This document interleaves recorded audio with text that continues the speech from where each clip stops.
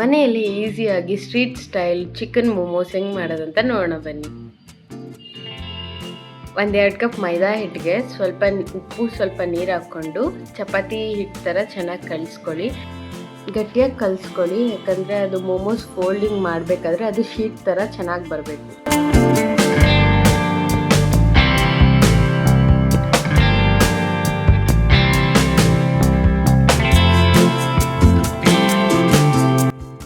ಈ ಥರ ಗಟ್ಟಿಯಾಗಿ ಕಲಿಸ್ಕೊಳ್ಳಿ. ಇವಾಗ ಒಂದು ಜಾರ್ಗೆ ಬೋನ್ಲೆಸ್ ಚಿಕನ್ ಹಾಕ್ಕೊಳ್ಳೋಣ. ಅದನ್ನ ಪಲ್ಸ್ ಮಾಡಿಟ್ಕೊಳ್ಳಿ ಸಾಕು. ಅದನ್ನ ಒಂದು ಬೌಲ್ಗೆ ಹಾಕ್ಕೊಂಡು ಹೆಚ್ಕೊಂಡಿರೋ ಈರುಳ್ಳಿ ಹಾಕ್ಕೊಳ್ಳೋಣ, ಸ್ವಲ್ಪ ಕೊತ್ತಂಬರಿ, 2 ಹಸಿಮೆಣಸಿನ್ಕಾಯಿ, ಅರ್ಧ ಸ್ಪೂನ್ ಉಪ್ಪು, 1/4 ಸ್ಪೂನ್ ಅರಿಶಿನ, ಅರ್ಧ ಸ್ಪೂನ್ ಧನಿಯಾ ಪೌಡರ್, ಅರ್ಧ ಸ್ಪೂನ್ ಗರಂ ಮಸಾಲ, ಅರ್ಧ ಸ್ಪೂನ್ ಶುಂಠಿ ಬೆಳ್ಳುಳ್ಳಿ ಪೇಸ್ಟ್, 1 ಸ್ಪೂನ್ ಸೋಯಾ ಸಾಸ್ ಹಾಕೊಂಡು ಚೆನ್ನಾಗಿ ಕಲಿಸ್ಕೊಳ್ಳಿ. ಎಲ್ಲ ಮಸಾಲೆ ಎಲ್ಲ ಈಕ್ವಲ್ ಆಗಿ ಹರಡೋ ಥರ ಕಲಿಸ್ಕೊಳ್ಳಿ. ಇವಾಗ ಮೋಮೋಸ್ಗೆ ಮೇಯೋನೀಸ್ ಮಾಡ್ಕೊಳ್ಳೋಣ. ಮೇಯೋನೀಸ್ನ ಹೆಲ್ದಿಯಾಗಿ ಹೆಂಗೆ ಮಾಡೋದಂತ ನೋಡೋಣ. ಮಿಕ್ಸಿ ಜಾರ್ಗೆ 2 ಬಾಯ್ಲ್ಡ್ ಎಗ್ಸ್ ಹಾಕ್ಕೊಳ್ಳಿ, 2 ಬ್ಯಾಡಗೆ ಮೆಣಸಿನ್ಕಾಯಿ, 2 ಎಸಳು ಬೆಳ್ಳುಳ್ಳಿ, ಒಂದು ಸ್ವಲ್ಪ ನಿಂಬೆ ರಸ, ಒಂದು ಸ್ವಲ್ಪ ಉಪ್ಪು, 1/4 ಸ್ಪೂನ್ ಪೆಪ್ಪರ್ ಪೌಡರ್ ಹಾಕಿ ಸ್ವಲ್ಪ ನೀರು ಹಾಕ್ಕೊಂಡು ಪೇಸ್ಟ್ ಮಾಡ್ಕೊಳ್ಳಿ. ಇವಾಗ ಹೆಲ್ದಿ ಮಯೋನೀಸ್ ಮನೆಯಲ್ಲೇ ರೆಡಿ ಆಯಿತು. ಇವಾಗ ಮೋಮೋಸ್ಗೆ ಹಿಟ್ಟು ಲಟ್ಸ್ಕೊಳ್ಳೋಣ.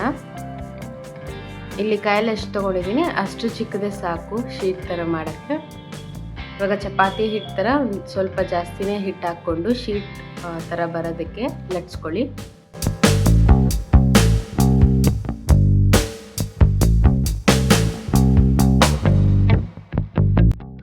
ಎಷ್ಟು ಸೈಜ್ ಬಂದರೆ ಸಾಕು, ಅದಕ್ಕೆ 1 ಸ್ಪೂನ್ ಸ್ಟಫಿಂಗ್ ಹಾಕ್ಕೊಂಡು ಇಲ್ಲಿ ತೋರಿಸೋ ಥರ ಫೋಲ್ಡಿಂಗ್ ಮಾಡ್ಕೊಳ್ಳಿ. 1-2 ಸರಿ ಕಷ್ಟನೇ ಮಾಡೋದು, ಮಾಡ್ತಾ ಮಾಡ್ತಾ ಈಸಿ ಆಗುತ್ತೆ. ಈ ಥರ ಸರಿಯಾಗಿ ಫೋಲ್ಡಿಂಗ್ ಮಾಡ್ಕೊಳ್ಳಿ.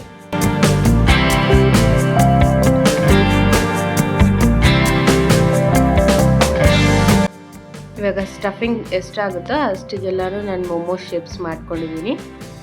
ಇವಾಗ ಇಲ್ಲಿ ಒಂದು 5 ನಿಮಿಷ ಇಡ್ಲಿ ಪಾತ್ರೆಯಲ್ಲಿ ನೀರು ಹಾಕ್ಕೊಂಡು ಇಟ್ಟಿದ್ದೆ. ಸೊ ಇವಾಗ ಮೋಮೋಸ್ನ ಸ್ಟೀಮ್ಗೆ ಇಡೋಣ. ಒಂದು 10-15 ನಿಮಿಷ ಸ್ಟೀಮ್ ಮಾಡಿ ತೆಗೆದ್ರೆ ಈಸಿಯಾಗಿ ಮನೇಲಿ ಚಿಕನ್ ಮೋಮೋಸ್ ರೆಡಿ. ಸೊ ನಿಮ್ಮ ಮಕ್ಕಳಿಗೆ ಎಲ್ಲರಿಗೂ ಮಾಡಿಕೊಡಿ, ಚೆನ್ನಾಗಿ ಬರುತ್ತೆ, ಟೇಸ್ಟು ತುಂಬ ಚೆನ್ನಾಗಿರುತ್ತೆ. ಮನೇಲಿ ನೀವು ಟ್ರೈ ಮಾಡಿ ಹೇಗೆ ಬಂತು ಅಂತ ಕಮೆಂಟ್ ಮಾಡಿ ಹೇಳಿ. ರೆಸಿಪಿ ಇಷ್ಟ ಆಗಿದ್ದರೆ ಲೈಕ್ ಮಾಡಿ, ಶೇರ್ ಮಾಡಿ, ಸಬ್ಸ್ಕ್ರೈಬ್ ಮಾಡಿ.